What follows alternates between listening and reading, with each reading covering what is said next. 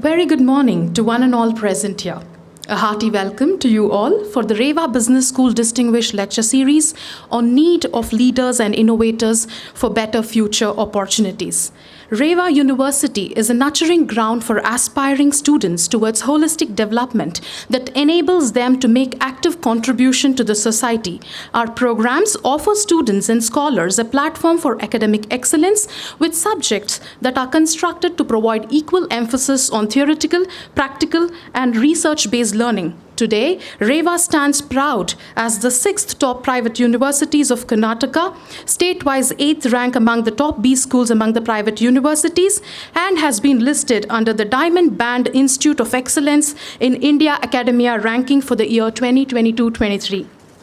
REVA Business School Distinguished Lecture Series is a unique initiative by REVA Business School, an attempt to present, analyze, and evaluate a range of different current perspectives on various issues or phenomenon. Students need to know what it takes to translate theory into practice. By hosting a learning lecture series of this kind, they receive real-time feedback from presenters and actually have the opportunity to walk a mile in their moccasins. Having a learning lecture series allows students to network with great speakers and other practitioners who are often invited to share their expertise. This opportunity provides them with the exposure they need to put foot on their next step and to meet the people who help them get there. The greatest part of hosting distinguished lecture series is that eminent personalities, experts of various domains, distinguished leaders, scholars, practitioners pass on their wisdom to a whole new generation. REVA Business School till today has hosted distinguished lecture series on how to publish in high-impact journals by Justin Paul, Chief Editor, International Journal of Consumer Studies, Role of Internal Audit in an Organization by Monica Lim, Head Internal Audit, Goldman Sachs, Hong Kong and Tokyo, Diversity in Leadership to Promote and Sustain Economical, Political and Social Justice and Equity in Our Society by Ms. Divya Narasimhamurthy, a unique talk by Dr. P. Shamaraju, Chancellor, REVA University, on a village boy's journey towards glory on becoming the founder of university. Path to Strategic Business Leadership in Multipolar World by Dr. Gaurav Pradhan, Global ICT Professional. New Ideas for New India by Mr. M.R. Venkatesh, Senior Supreme Court Advocate and Chartered Accountant. And here we are today to witness another unique distinguished lecture series on need of leaders and innovators for better future opportunities. Let me take the privilege to welcome the notable personalities.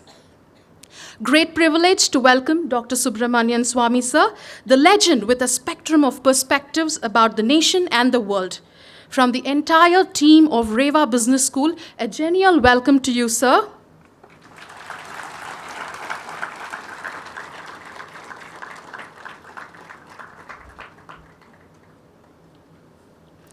I deem it my honor to wholeheartedly welcome our dearest Chancellor, Dr. P. Shamaraju, sir. So welcome for this renowned lecture series.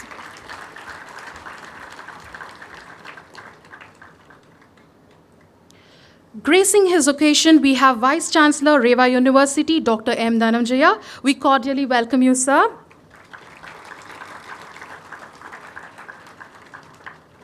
I extend a warm welcome to our Pro Vice Chancellor, Dr. R.C. Biradar, sir. Cheerful welcome to you, sir.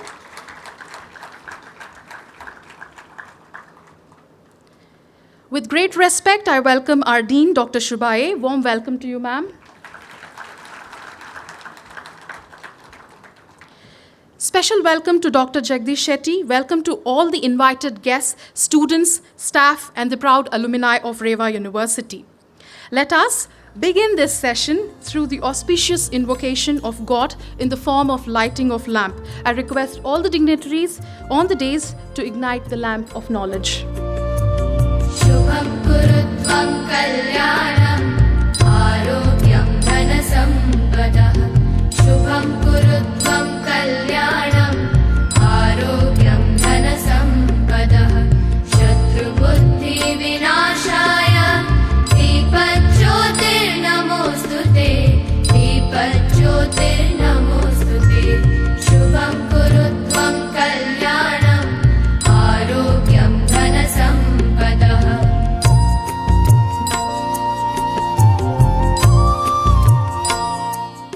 deem it a great honor to introduce an eminent personality who has marked his eminence in all walks of life, whether it is his political career or just being human.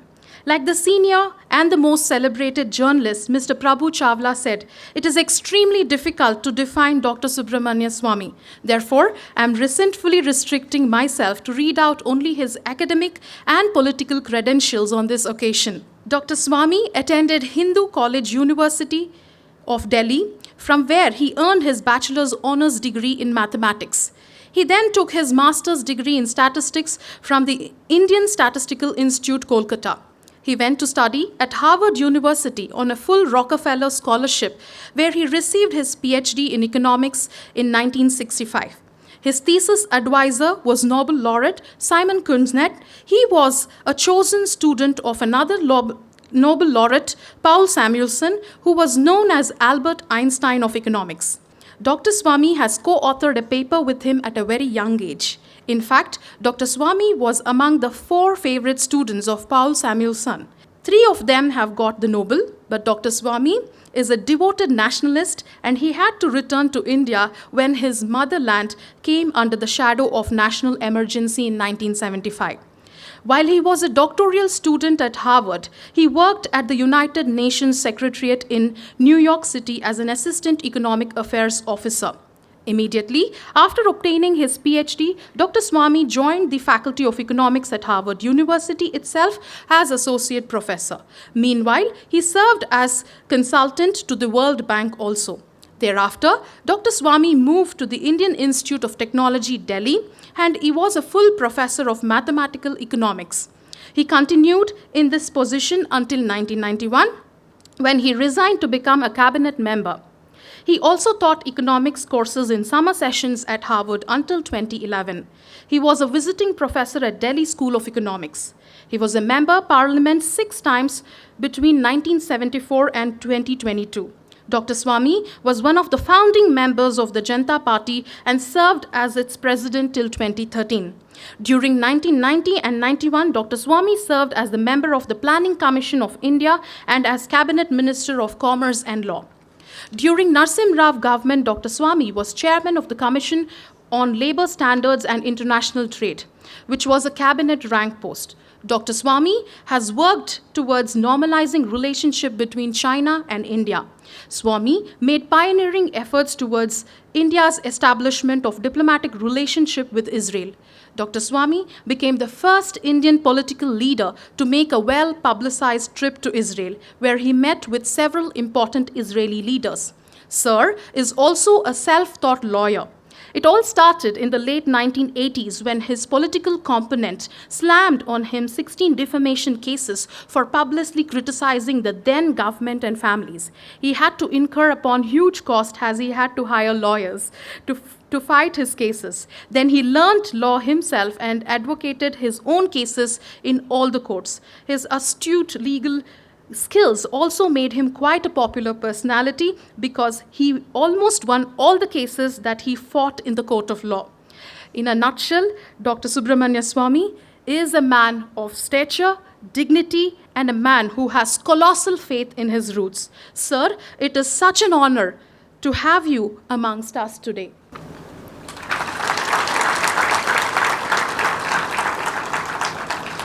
I request our Chancellor Sir to felicitate our eminent guest, Dr. Subramanian Swamy. Request all dignitaries to join the felicitation.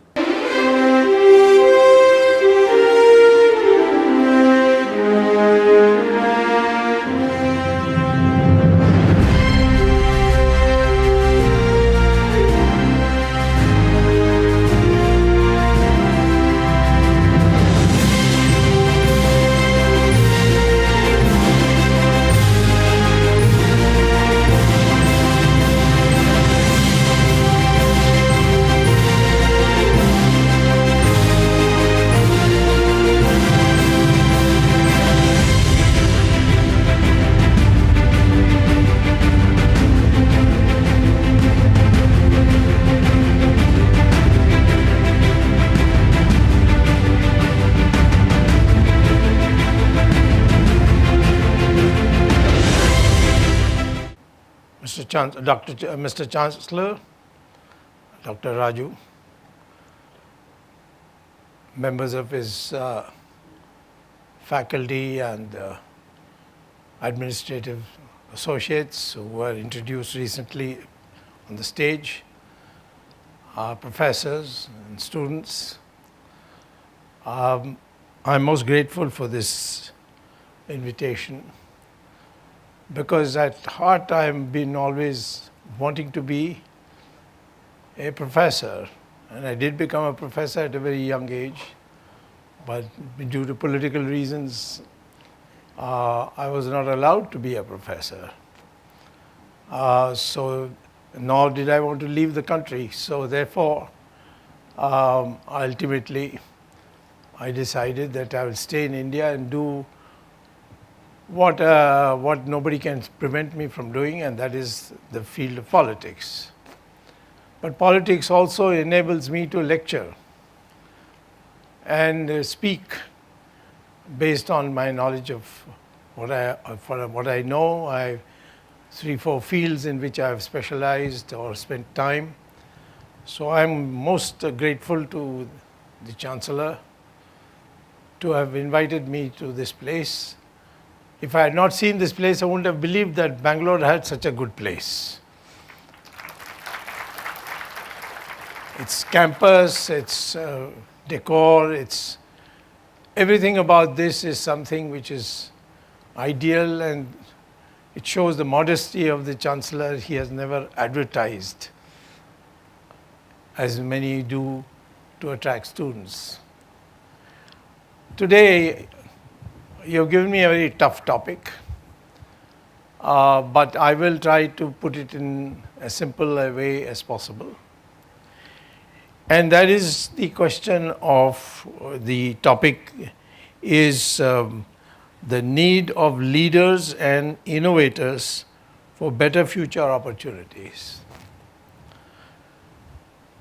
Now, when you say innovators, it is connected with the word innovation. Innovation is not invention. Invention is a part of innovation. But innovation is that something which can sell. Inventions are galore. They are there. You get a patent and you put it away. But there are those inventions which then become major changes in our society. Wireless is an example. Aeroplanes is another example. Internet is the latest example. These have transformed the way human beings are able to function and behave, and it has changed the way the world moves.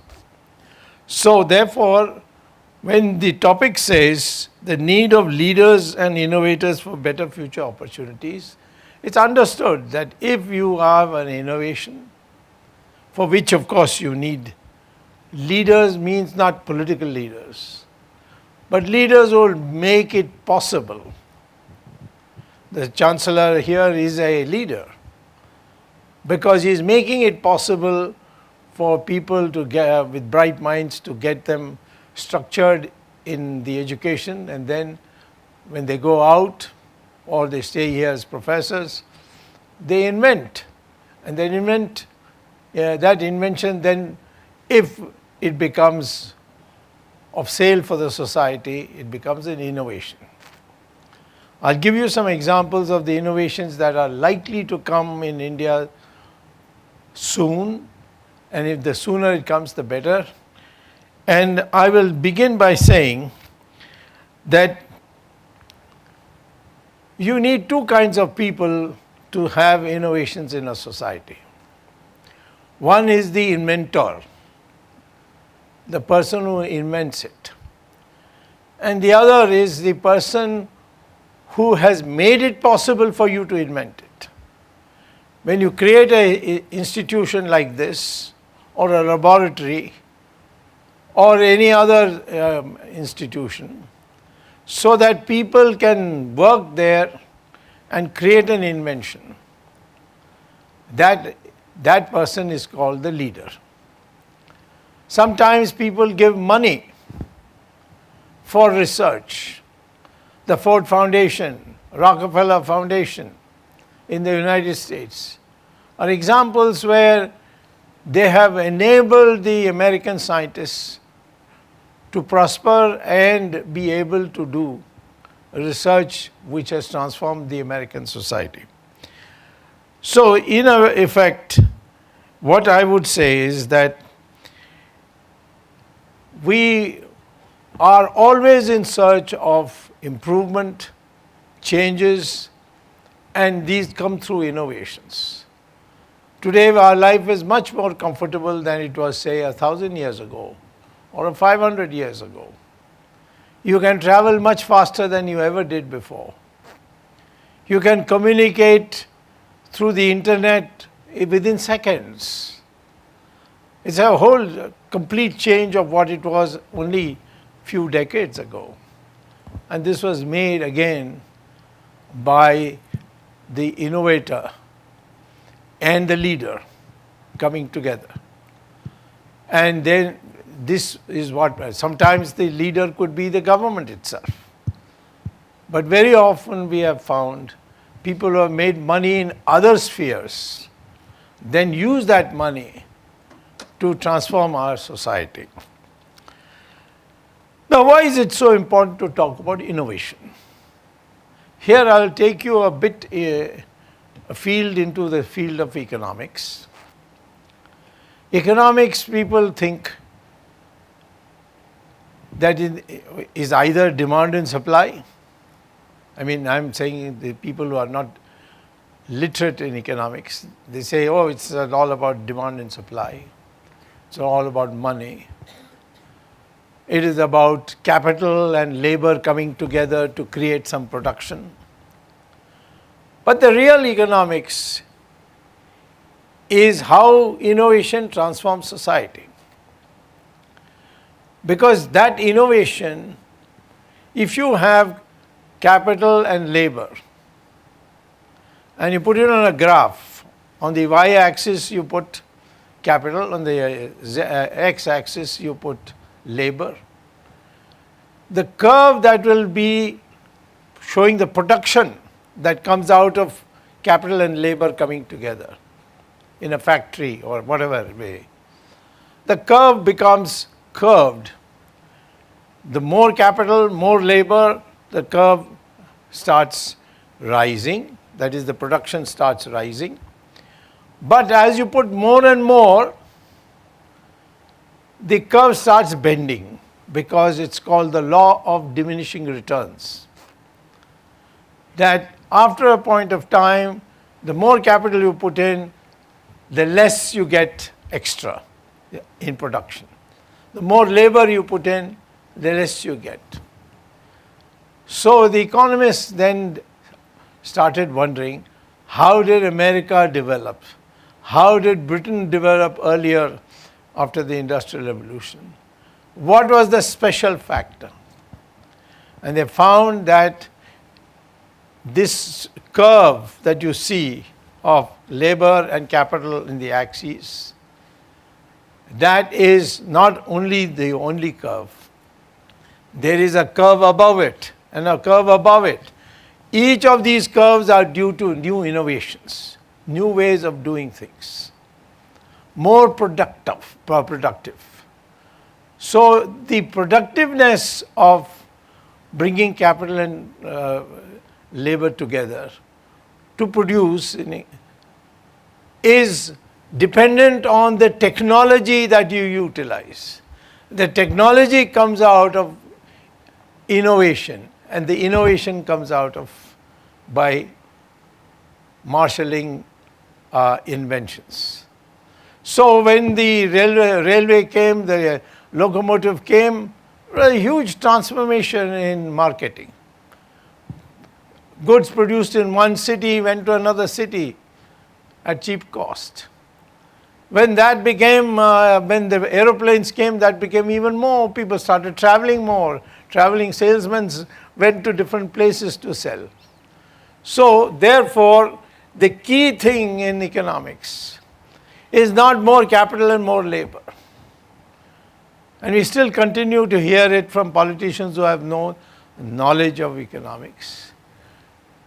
They will say these kinds of things, but the real thing to know is that if you are an economist, you will always look for the innovation which takes you from one curve to another curve to another curve, and not along the curve. Along the curve, of course, as I pointed out, capital, labor, these are two things which, okay, but then the law of diminishing returns takes place.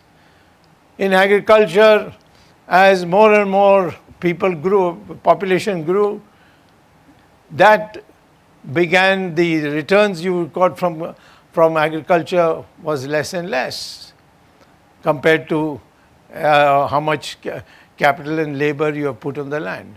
Then came fertilizer, pesticides, better methods of packaging, these things, then new seeds.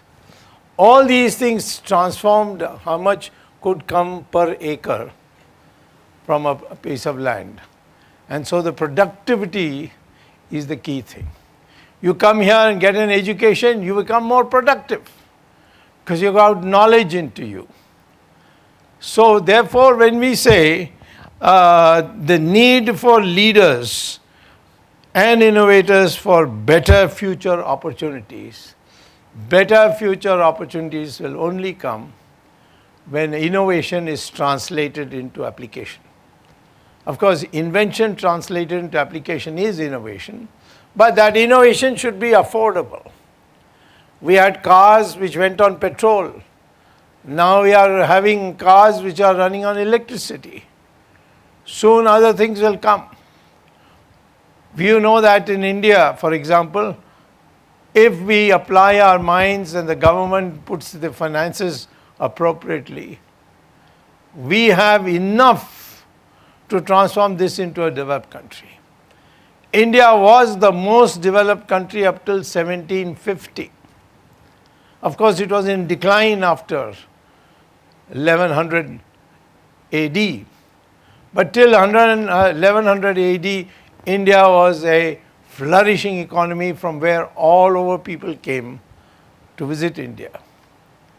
In the United States, in Boston, Massachusetts, in a suburb of Boston, where I spent years and years as a professor there, there's a huge lake where the municipality had put tar, and so you could go for a walk around it. It was beautifully scenic.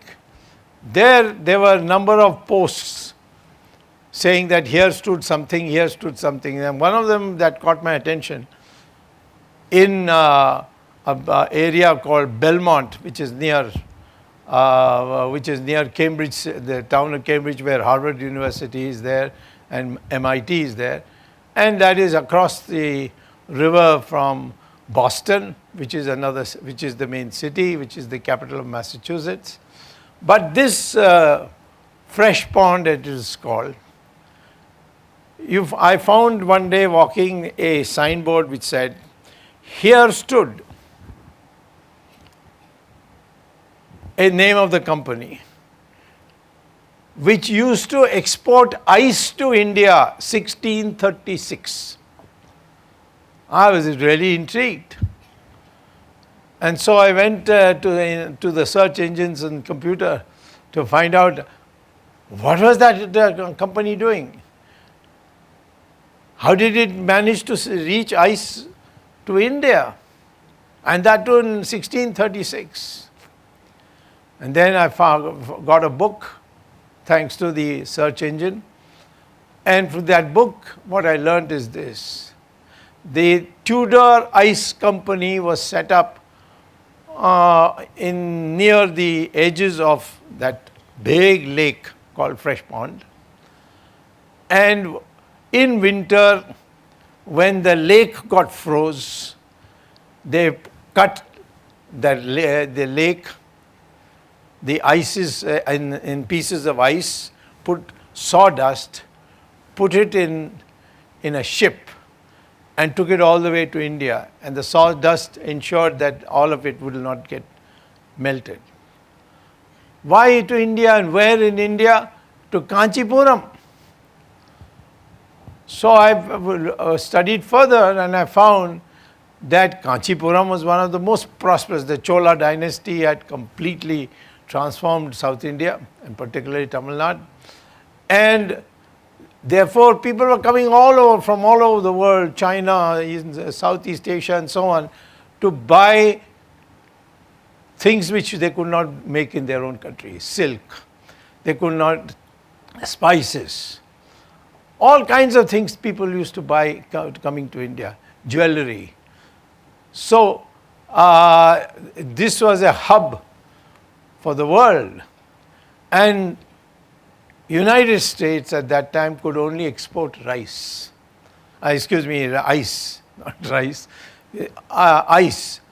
And they used to sell the ice. With that money, they used to buy whatever they wanted to, whatever they don't have in their country.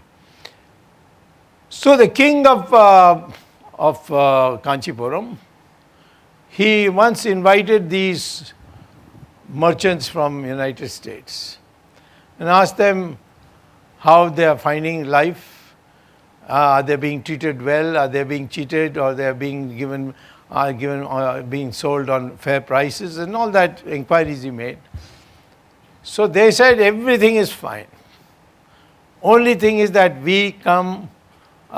This is with the king when this was before the ice started coming to India.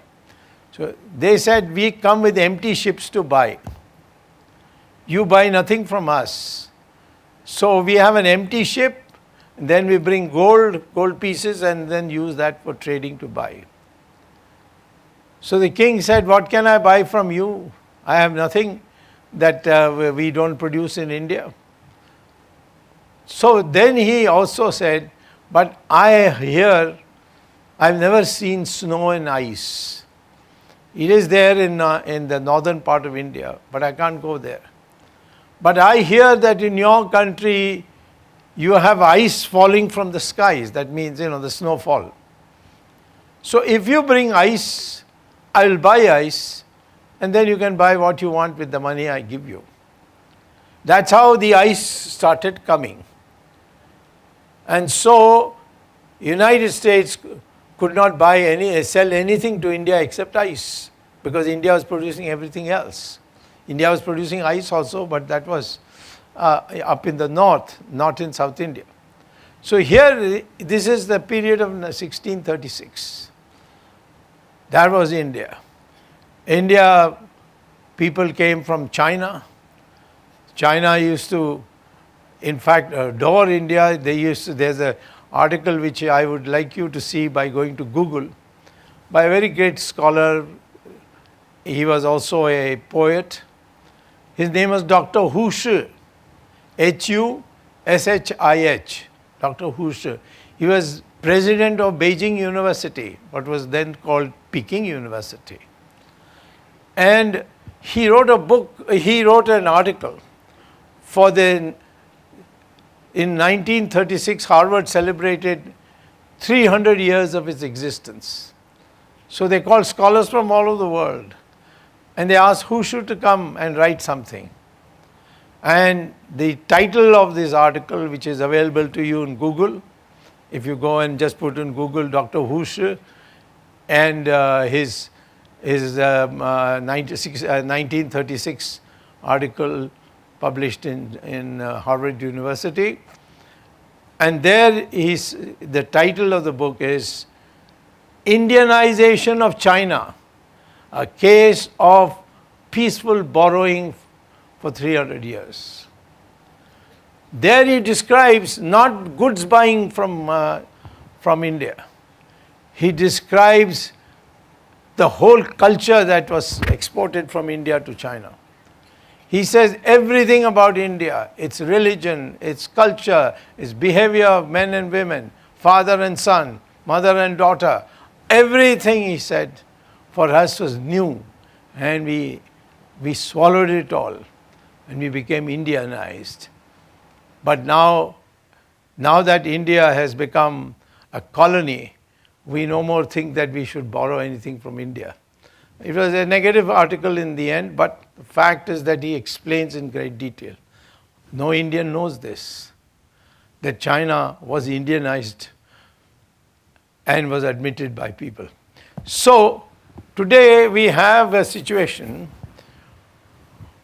where we are talking about innovation. And that innovation is different from invention, because innovation means it can sell. It will be bought. Therefore you need, as the title of your book says, leader. Someone must promote this.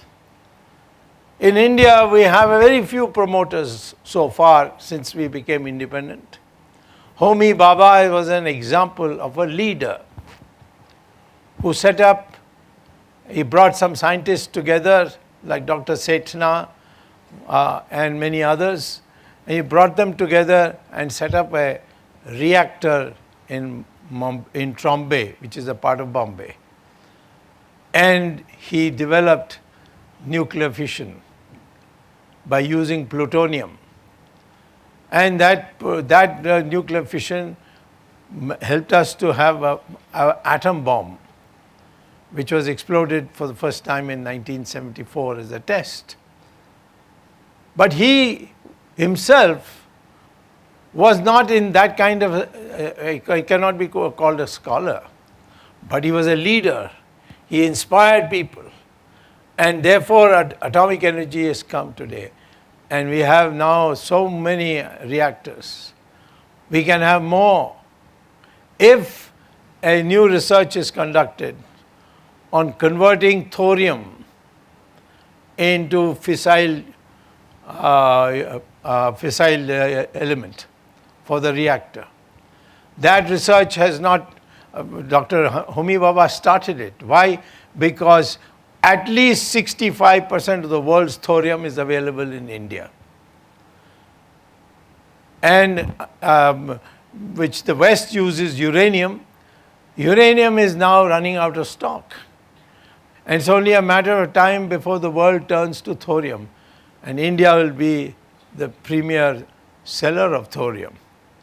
But of course, India can use it itself. So if thorium research is completed, then we will be able to have thorium reactors. And it will be so cheap that you put them all over in every state, every city, every village. It's not only to produce the bomb, but electricity, because purification of water, so many things that can be done in a reactor. People only know it as something that produces a nuclear bomb.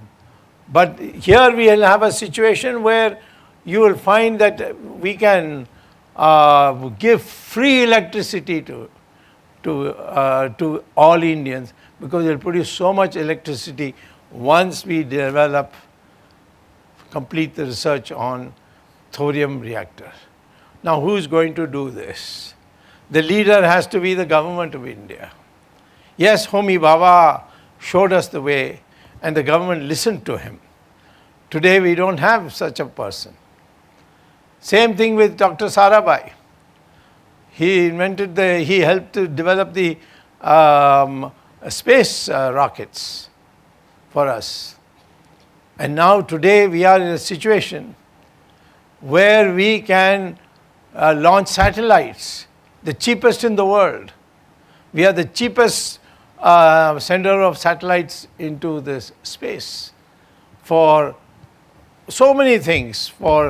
Today you get television broadcast from America in your own house television, because thanks to the satellite. But you see that the rest of the world understood. If India gets ahead on this, there's going to be a problem. So you found what happened in Kerala. A conspiracy was launched to defame our scientists who are working on it. We have realized it now and we are making corrections. But all our our agencies which were producing rockets. We can now for communication, for television and so on, India produces the cheapest rocket launchers. And therefore, India is already in that, ahead of all other countries. So here we have a situation where, thanks to one leader, Dr. Sarabhai, now we are able to be, he is gone, he's passed away, but our people have learned from him and have multiplied. And today, if you go to say Harikota, or you go to the Kerala Space Center, you will find 50% of the staff, scientific staff, are women. And women, you will see them all looking very orthodox, wearing pattu sadis and so on. And but yet they are all scientists. They are qualified. They are part of the team. So here we have a situation where we may, in the 21st century, become leaders of the world. We were the leaders up to 1750, as I told you. Then foreign invasions of this country set us back. But once again we can come. Otherwise, earlier on, whether it was calculus, whether it was atomic discovery of the atom, all these, and mathematics, chemistry, surgery, all these were invented by Indians. But then in the interim, that history has been completely missed out now, and we are not taught that true history. We are taught what the British wanted us to learn, and the British made no secret of it. When Macaulay said, I want a Indian who is dressed like a European, who speaks only European languages, not Sanskrit, and he has eating habits, which means using fork and knife. All that will be European or English, but his skin will be brown. That will be the differentiating factor. We want a brown Englishman. And he created that. Our education system is like that. Today I am speaking to you in English because systematically Sanskrit was destroyed. It's of course coming back. Why is Sanskrit coming back now? Please go and read the Google if you don't believe me. It's unbelievable what I'm going to tell you. That artificial intelligence in future will progress because the use of Sanskrit. When you have to store knowledge in your computer, you have to have a language for the computer. When the research was done by NASA, they said English cannot be that language because the computer, if you speak to the computer what you know, the computer will not be able to properly record it, because in English PUT is put and BUT is but, and the computer will get confused. There is only one language which NASA said in its publication, Journal of Artificial Intelligence, only one language which is phonetically perfect, and that is Sanskrit. And Sanskrit is now being taught in courses which deal with artificial intelligence. We don't do it in our own country. We think it's all obscurantism, it's all in the past. But here is an innovation, the language of Sanskrit, which if there is leadership given, you will find that we will be ahead, because future now is with Sanskrit.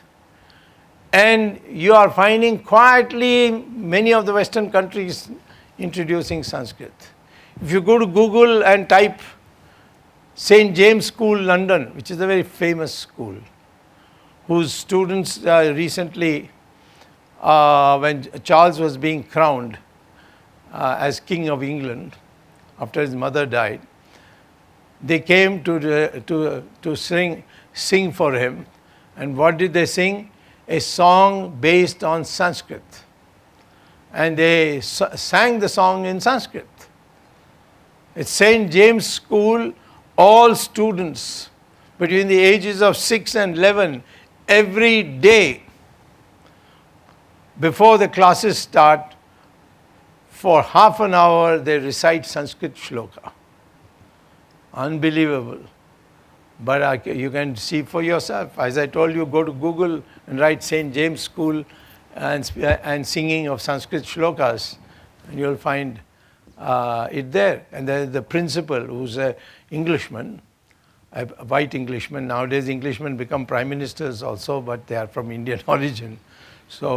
But the fact is that Sanskrit, the principle says, if you recite it regularly, the select shlokas, then the brain development is the best for my students who sing these shlokas in Sanskrit. So we have it all, but we are not able to convert it. That conversion part of knowledge into action, that is what we call as the leadership that we need. So when you are talking about leadership, remember, the leadership is how somebody makes it happen. How do you get a reactor with thorium in it? Because there has to be a leader. But that leader has to be able to get support. Private individuals with money should be doing that. It started now today. You have a large number of industries who are now opening universities, and they are competing with the well-known Indian government started universities, IITs, and so on. So if the people are motivated that you make money by your usual methods of commerce, but with that money you also go for innovation, which means making students ready to invent, and that invention has to be turned into science, into usable science for us. Today we have water shortage. I think Bangalore probably has a lot of water shortage. But Bangalore can get no end of water if it is able to desalinate seawater. This water on your western coast, if you can take this salt out of it, it will become a drinking water. And for desalination of drinking water, you can use a reactor to desalinate seawater. Kalpakam in Tamil Nadu, they are for their own staff giving drinking water by desalinating seawater. They already have a reactor because Kalpakam is an agency for reactors. So they are producing it there, and that's getting converted into drinking water. If you put 7 or 8 reactors on the coast of Tamil Nadu, there will be no Kaveri water dispute between Tamil Nadu and Karnataka. In fact, Tamil Nadu will be in a position to pump water in the opposite direction so that Kaveri can flood the whole of Karnataka if necessary. So this is the kind of possibilities are there, but that requires this thinking process. And people, governments, arranging to see that leaders and people who are innovators come together and deal with these problems. We have today the largest land which is cultivable in the whole world. China is 3 times the size of India, but its cultivable land is the same as India. From north to south, you have cultivable land. But the cultivable land cannot be used because the farmers don't have the facility. India is the only country where you can grow 3 crops a year, 3 seasons. 3 times you can put in new seeds and get three different occasions for harvesting. United States has 5 months of the year snowfall, so they can't do it. Only one crop season. Same thing with most of China. Russia, of course, is worse than America in terms of snowfall. India doesn't have that. India, from Tamil Nadu to Himalayas, is fertile land, but it lacks fertilizers, it lacks pesticides, it lacks nutrients, so many other things, good seeds. We are the cheapest producer of agricultural products, but we are not able to export it. We have millions of cows. They give you only 200 liters per year. An American cow gives you 200 liters, the total population of cows will give you 200 liters per day. Yet, the American scientists have declared that the Indian cow, which is a special breed, which you will not find anywhere else in the world. There are 2 breeds of cows. The cow in India is a special cow whose milk has nutritive values plus medicinal values. Today, if you go to America to a shopping center, you will find milk in 2 different cartons. One will say this is A2 milk. They call Indian milk, Indian cow's milk as A2. I don't know why A2, but it's called A2. It's put on a separate shelf. It costs more, and says in short print it says milk from cows from India. It is called Bos Indicus. American cow is called Bos Taurus. That has no medicinal value. But the Indian cow has medicinal value. The Americans have started marketing it. New Zealand has started marketing it. But in India, we are not doing it, even though we have millions of cows. But they are emaciated, they are not looked after. They are slaughtered sometimes.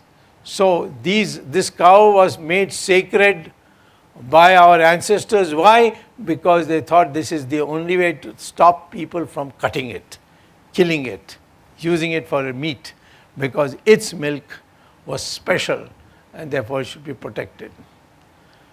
Each of these cows in India are producing nothing, 200, 300 liters per year. A cow produces 200, 300 liters. One Israeli cow produces 11,000 liters of milk. But it doesn't have the medicinal value of the Indian cow. Of course, the Israelis are very smart people. They are experimenting how they can mate the 2, one Indian cow and an Israeli bull, and see whether they can create it in their own country.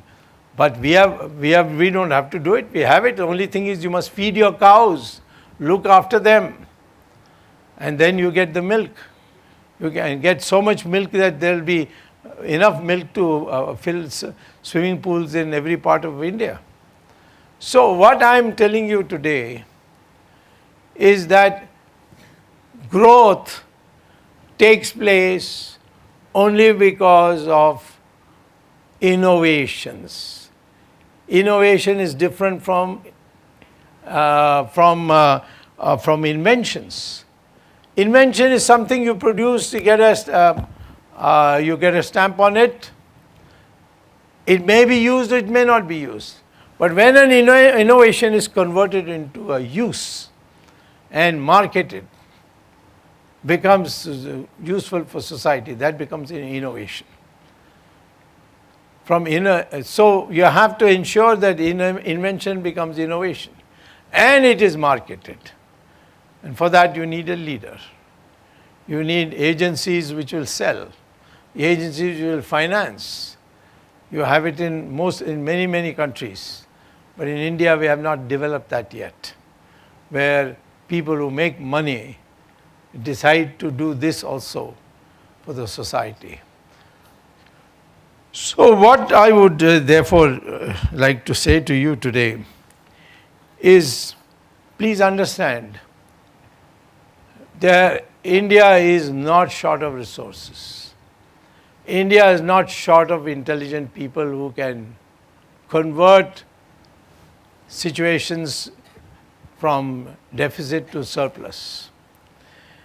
Hydrogen fuel cell will replace petrol. It's only a matter of time. You'll drive cars on hydrogen fuel cells. And then you know what will happen to Arabia or the Middle East. They'll all have to go back to their camels and tents. Because at the moment they are making huge amount of money just by digging a hole in the ground. But that if nobody buys that petrol, then they will all be in great difficulty. Already they are in difficulty because of some efforts that are going on to replace with electric cars and so on and so forth. So here, innovation is key. You run into a barrier, you overcome that barrier by using your intelligence and seeing an alternative develop. So thorium for electricity. Thorium reactors will be providing you that, and you got 60% of the world's thorium. We have not fully mastered the third level of cycle of nuclear taking the thorium monocyte from the sands of Tamil Nadu and the sands of Kerala, and then converting it into fissile thorium. We are still in that process, but it is only a matter of time before we will do it. But then to convert that to produce electricity, and that will be so cheap that you may reach a situation in India where you won't have to pay for electricity. Like in Qatar, they don't pay for gas. Gas comes free because they produce so much gas. But here, it will be something which will be inexhaustible because the amount of thorium that we have. So, Birlas, Tatas, Ambanis, all should be motivated by taxes to go into this research, find young, bright people, give them scholarships. They are already doing some of it. Tata has institutes, Birla has engineering colleges and so many other facilities. Ambanis have started universities. So but there are people who have made money, but they should be encouraged by our tax system, by our policies, to come into giving students a top-class education so that they can come out and become innovators. And that is, our aim should be that if we can bring in new innovations, then we can easily grow at 10% per year. Putting more capital, more labor, which what people who have not studied economics say, you are not going to get a high growth rate. You will just get the law of diminishing returns. The more capital, more capital you put, you will get a curve which will bend. But if you want to jump from curve to curve, you need innovations. And so the building of innovations would be able to do it, and you will then be able to achieve a 10% growth rate. India today in a situation, if it goes for 10 years more, continuously at an average of 10% per year, and don't say that, oh, that looks too big, because Narasimha Rao, when he took over and I was his advisor, I had a position, since I refused to join the Congress party, he could not make me a minister. But he gave me a minister rank position and took me as his advisor. And I had told him at that stage, innovation is the key. But he lasted only one term. He couldn't do it. But even the little that he did made Indian growth rate, which was going at 3.5% per year, which people sneeringly used to call it as the Hindu rate of growth. He raised it up to 8%. If you have for 10 years 10% growth rate in GDP, India's poverty will vanish. India will become a developed country. And if you go on putting it where you are in the advanced field. For instance, in India, there was the world was facing a big crisis on something called Y2K. I don't know how many of you know about this Y2K. Year 2000. Y2K meant the year 2000. K is 1000, into K is 2000. The year 2000, all computers were likely to shut down because they felt, because all the computers were not using the whole year in their computerization. They were not saying, they were writing 1996, 1997. So when it comes to 2000, what will the computer do if you only put 96, 97, 98, the last two numbers, and suddenly you reach 2000, that means you put 00, the computer will go back to 1900. It could go back. So there was a big scare. And guess who created the software that this won't happen? It was the Indian software specialists. And that's how our software program grew. All these Infosys and all that, they came out of this. They got money from the Americans to do research on what to do about Y2K. And India solved that problem. No, the Americans couldn't solve it. Nobody else could solve it. But Indians living in the United States and or working in Bangalore through the telephones and internet, they managed to do the research to say how the computer in 2000 will be in 2000 and not go back to 1900. So India is a population of 1.4 billion. We have just about equaled China, because China went extreme on one child per family. So its population growth rate has tapered off. Whereas India is also population growth rate is tapering off, but slowly.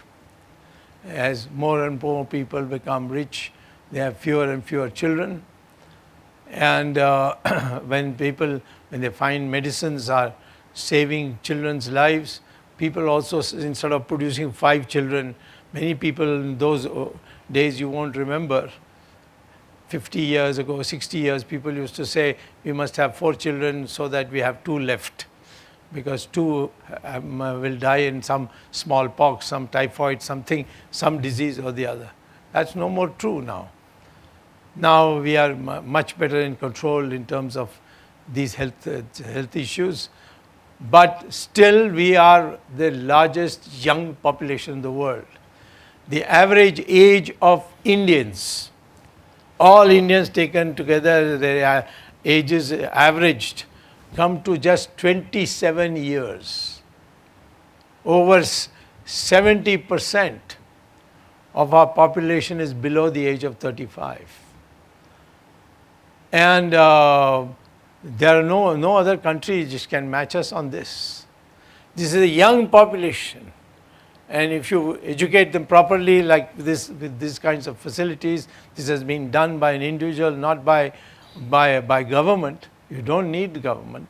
But if the government is supportive, people with money are ready to invest in such universities, we will have this young Indian population become scientists, become people with knowledge, people with ability to study environment, so many other subjects. And therefore, India could turn it around and become a country which solves the world's problems, because it has got the numbers for it, and it's got the brilliance and intelligence and the heritage of our society. Our heritage is unbelievable. It's not taught to our people. The books that we read in history are all written by Britishers, and most of them is rubbish. Aryan Dravidian theory is total rubbish, because DNA studies show that all Indians have the same DNA. So how can you have Aryans and Dravidians then? And so they have suppressed that study, but still you can get researchers, you can even you can get books now, journals, Journal of Mysore University. Mysore University has produced some very good work on DNA of Indians. And so that kind of concept, and our Indians, you find that both men and women, they are equally bright. In fact, looking at the exam result, it looks like the women are a little brighter than men. And in fact, even amongst the gods, all the important portfolios are with women. Durga has defense, Lakshmi has finance, and Saraswati has education. And amongst the male gods, only one god has got some portfolio, and there's Narad Muni who's got information and broadcasting. So this is our tradition. Women were scholars. Women, in fact, when Shankaracharya went to as a Advaita Hindu leader who wanted to convert everybody from Buddhism back to Hinduism. Actually, what we ended up doing is Mahayana Buddhism actually was more or less Hinduism. So now we don't make any distinction. But when Shankaracharya went all over India, right from Kerala, he went all the way to Kashmir. On the way, he met a great Buddhist scholar called Mandana Mishra. And Mandana Mishra and Shankaracharya, as he was doing it all along the way, he challenged him to a debate on which is more sophisticated, which is better. And if Shankaracharya said, if I win, then you convert to my religion, and if I lose, I'll convert to your religion. But the question was, both were great experts. Who would be the umpire? So Shankaracharya said, your wife can be the umpire. And the debate took place, and his wife found Mandana Mishra as having been defeated.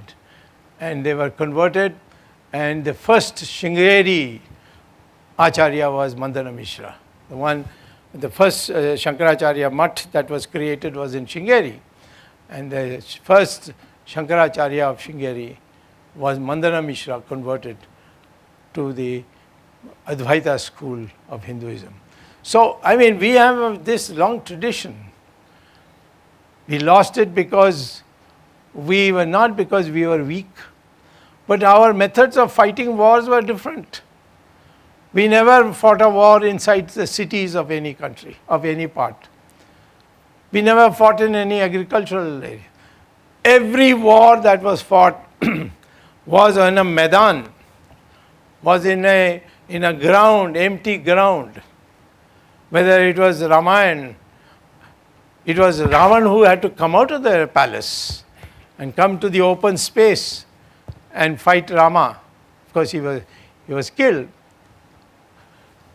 You know that Mahabharata is Kurukshetra. It was also open Maidan. One on one side and the two armies facing each other. We never allowed any war to take place inside the city or on an agricultural field. And so when the invaders came to India, the Islamic invaders, they all went into the cities, and we were not ready for it. And that's how we lost. And by the time we won, when the Marathas defeated finally Aurangzeb in 1795, we were a tired country. And that time the British came, and then it took us another 100 years to get rid of the British. But the fact is that if you see your tradition, you'll have that confidence. Today, the message is innovation. The innovator, the leader, who could be a rich person, could be the government, whatever. But these are the kinds of people who should now put India in what it's able to. We have shown ourselves, Indians have already shown in America, in England, in Denmark, in so many places Indians have shown. They have become professors there, become scientists there. Indians are capable, they have shown it there abroad, and therefore there is a time for them to be facilitated to revive the Indian tradition of innovations that we had. Thank you very much for listening to me. Looks like I have satisfied everybody. Nobody has questions? So one question from us. So you have seen both the liberal India, pre-liberal India, yes? So give us some snapshots of that real economic liberalization that happened in India. Economic liberalization does not mean there's no government. It does not mean survival of the fittest. Economic liberalization for India requires clear-cut, simple laws and incentives and incentive-producing laws. For instance, I have been an advocate of abolishing income tax. People say, how can you abolish income tax? Well, we abolished income tax in agriculture. In agriculture, nobody pays income tax. It's abolished long time ago. It's not now. It was abolished in 1951. At that time, the argument given was that the British bled through their Zamindarshi system, the farmers, so the farmers must not be taxed. But the fact is that that's a huge population. In the urban area or the non-agricultural area, those who are below the poverty line don't pay any income tax. Those who are above the middle class level, who are rich, they have chartered accountants who can find all kinds of deductions by which they don't pay much tax. It's really the middle class, the scientific class, the professorial class, whose incomes are taxed and deducted at the source, and you have no choice. They are the ones who are paying, and that is give you hardly anything. I think after a huge budget, probably 5 or 6% is all that the income tax provides. So I would say that what we need today is a liberalization where people get incentives to do certain things. And for that, the laws should be made in that way. Now, Narasimha Rao began by abolishing all licenses. People said there will be chaos. But on the opposite, Narasimha Rao produced a boom. So, I would say today we have a special problem. I don't know why it doesn't get through the heads of our foreign finance ministry people. We have a severe demand shortage, demand weakness, and relative to that, a excess of supply. So your tax system should be to promote demand, which means that if you abolish income tax, money comes into people's hands, and that becomes demand. You should reduce the rate of interest for taking loans from the present 12 to 15% rate down to about 8 or 9%. And you should increase, and what would that mean? Then people will start investing their money. Instead of borrowing at a very heavy interest rate, which discourages them. And we should also have for a fixed deposit of 5 years, you should raise the interest rate to 9%. Then our middle class will put the money in that. And these are the things that need to be done. And at the moment, all we are doing is going down, which is, of course, not being publicized or not being allowed to be publicized. And I am also not allowed to, if I make this statement today here, no TV, no newspaper will publish it, because they'll get a banging from Delhi. That why did you put this? You can put other parts, but not this. Why did you put this? There's a lot of, unfortunately, there's a lot of censoring that is going on of our news. But the fact is that today our economic policies are not geared to improving demand, and that is why we are having such poor growth rates. Thank you, sir. So one more question. Now you have been grown up and surrounded by women. Surrounded by? Women, like your sister, your daughters. Yeah. Yes, Yes, what that's is your true. So I think we will definitely get a best answer here. So Well, what is your thought on women who are aspiring to be reaching the leadership roles? Well, women should all learn karate. Because the only minus point for women is that physically they are weaker than men.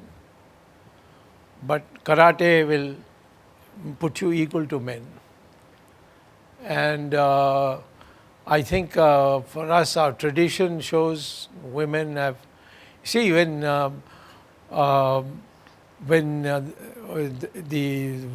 most terrible asuras could not be defeated by male gods, what did they all do? And particularly Lord Shiva, they went and fell at the feet of Durga, who took the form of Kali. So that is our tradition. Women, therefore, today, because of these last 1,000 years, have been put to a lot of difficulty. But slowly, all women are now getting educated. Dowry system, another rotten thing that is now getting less and less, but not enough. I think women should boldly go into anything and everything they want to, and they must also learn how to protect themselves. And the parents also should teach their boy children our tradition. Everything that we have, women are there. Our own country, we call as Bharat Mata. We don't call them fatherland as the Germans do. So I think women have the potential to become equal, but because of the past 1,000 years, they have been suppressed, and they should be encouraged to assert themselves. But more than that, women themselves, once they get an education, they should also assert themselves. Thank you, sir.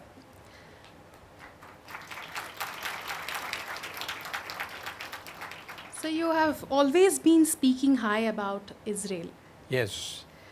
What do we have to learn from Israel? And what is that India has to look forward for? Israel came when it was recreated in 1948. Was just, I think, 3 million.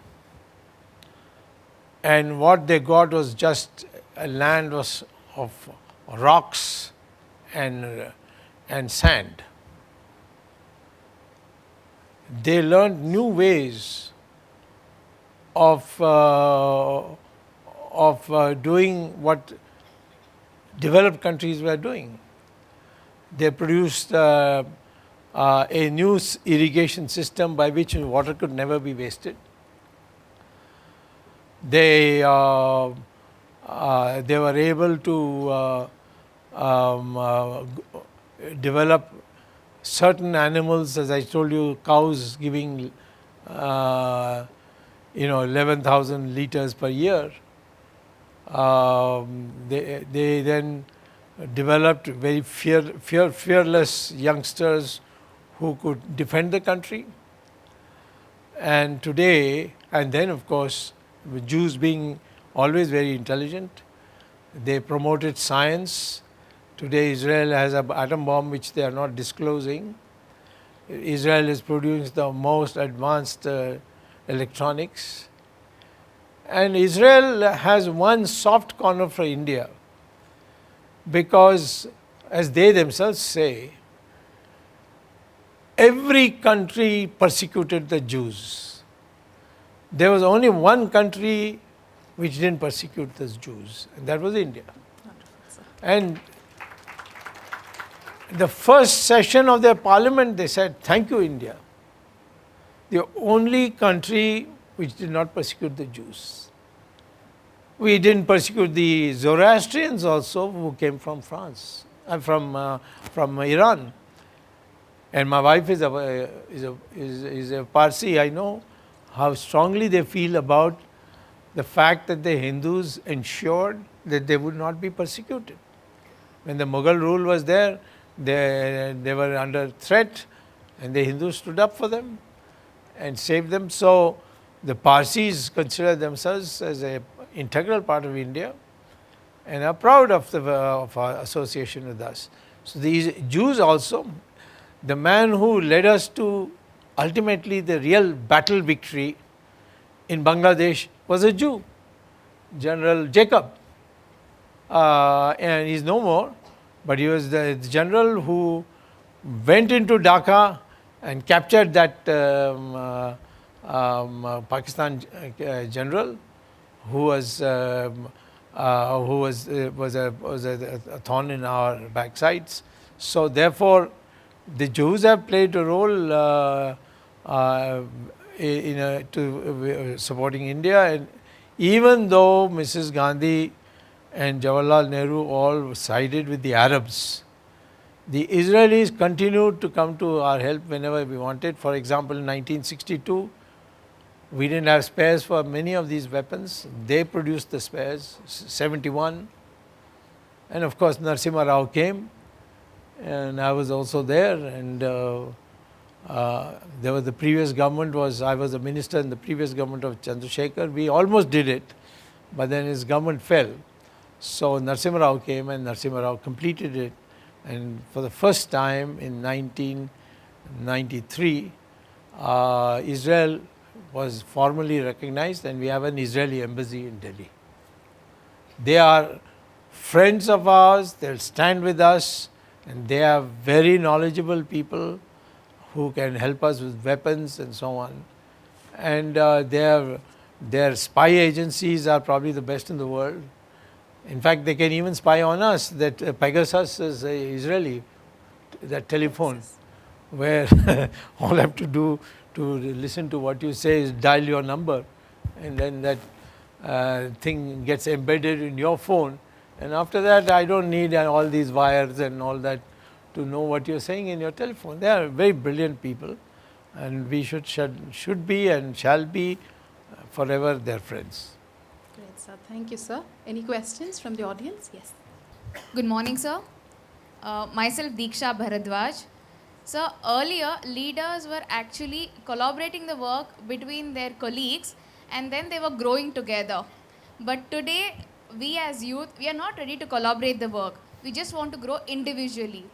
So how does collaboration of work help to our leadership skills? Well, collaboration is the wrong word. I would say forming a team. Even if you want to work individually, you may not be able to do it alone. So you have to have a team. So there are a few attributes we Indians have got thanks to the British and the Mughals before that. That is enormous jealousy.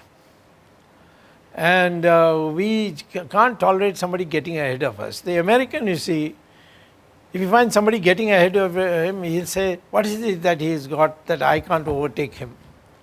So he's thinking more about overtaking him. But the Indian wants to pull the man's leg and keep him at your level.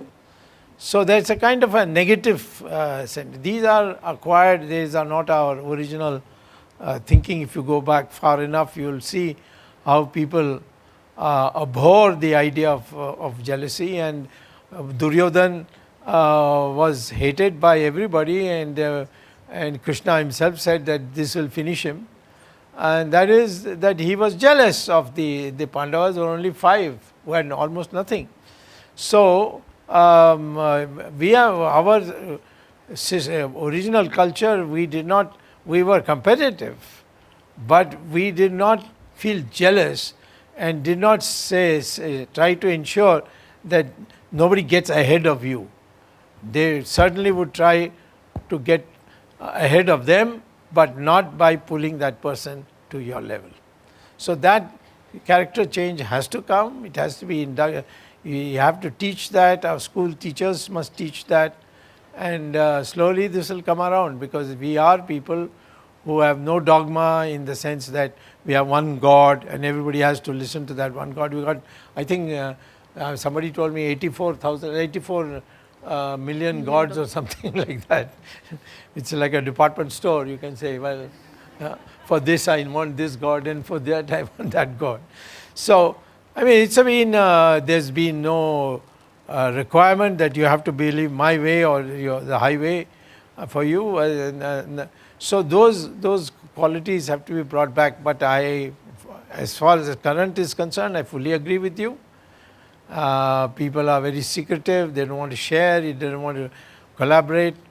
But we have to know that ultimately most good things have happened in the world through teamwork, not by individuals. Great. We can go for Thank one you, more sir. question as we have very little time. I'm Sanjay from second year MBA. So I'm not a person who is against development or innovation, but out of curiosity I have this question. Don't you think that innovation and development is a threat for human race? Is what? Threat for human race. For example, you spoke about thorium. Don't you think we're exploiting our own land for that? No, thorium is found in the sands. There's no exploitation there. You just take the sand and monazite, you take it out and convert it into thorium. No, there's no doubt that when you say on the land where you grow crops, you don't let it fallow for some time, then you are destroying that land.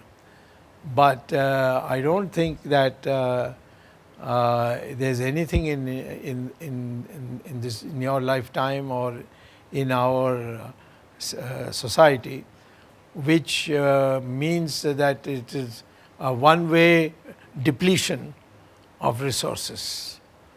And these resources, what you might have wanted to use at one stage, you don't use anymore. There was a time when you used stones. Now you don't use stones. You have synthetic things which are used as replacement for stones. There was a time when people used wood. We don't use wood anymore.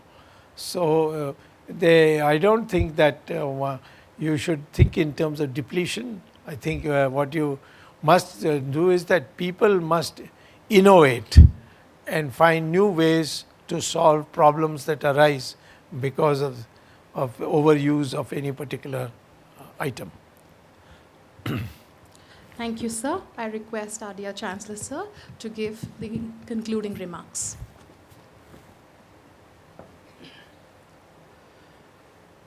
Let us all give a standing ovation to Dr. Subramanian Swamy.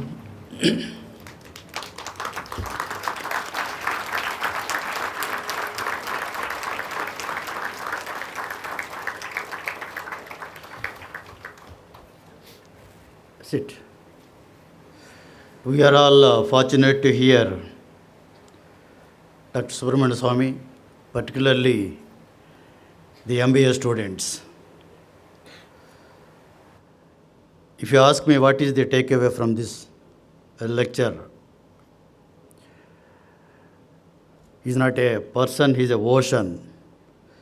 Whether it is legal, economics, finance, I don't want to go further because those things will attract a lot of things.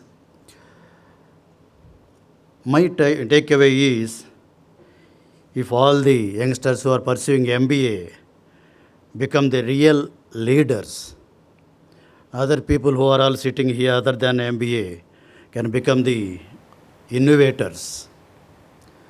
And allow me to retire next year.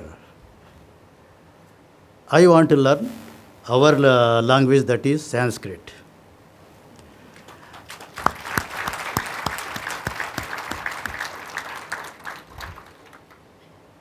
Now, really, I am following Dr. Subramanian Swamy not now, from several years. I have gone through his YouTubes, not from maybe from last 15, 20 years. I will not miss him. Watching the debates, whether it is Times Now or Republic TV, any channel for that matter. Not only that, his speeches I was closely following. I have to thank Dr. Shubha, the Dean, and Professor Raghavendra Prasad. I didn't get if you ask me, I didn't get the idea of requesting Dr. Subramanian Swamy to be the in this series. When they told, I was really shocked, and I don't know whether he will agree because of various reasons about this, security reasons, or whether he will get time, whether he can spare the university, small university in India, in Bangalore. These are all the questions came to my mind. But when I heard yes, he is coming, I really felt so happy and excited to hear his speech. Now, I don't know, the students who are sitting here, you are blessed. I expect from you, all of you should become the leaders. All of you should become job providers. That is important. That can then proudly we can say, that is, Make India will start from this Chanakya Auditorium from REVA University. Thank you very much.